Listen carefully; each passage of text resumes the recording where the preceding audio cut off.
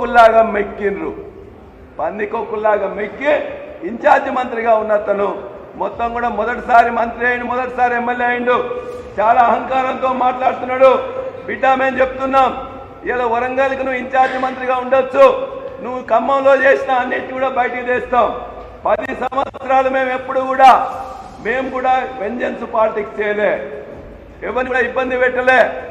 కావాలంటే సహాయం చేసిన తప్ప మంత్రులు కానీ ఎమ్మెల్యేలు కానీ అధికారులు కానీ మీలాగా ఈ విధమైన చర్యలు తీసుకోలే. నీ భూములు ఎక్కడ ఆక్రమణ నువ్వు చేసినావో తీస్తాం, ఏ విధంగా బిల్లులు ఎత్తినవో తీస్తాం, ఏ విధంగా అక్రమంగా పర్మిషన్ తీసుకొని కట్టినవో తీస్తున్నాం. రామన్ననో హరీష్ రావు గారినో ఇలా కేసీఆర్ గారి మీదనో వాళ్ళ ఖాళీ గోటికి సరిపోని నీవు ఇష్టమో చూడ మాట్లాడుతున్నావు. బిడ్డ నీ సంగతి కూడా చూస్తామని చెప్పి మేము తెలియజేస్తా ఉన్నాం. చేతనైతే రైతులకు చెప్పినవి చెయ్యండి.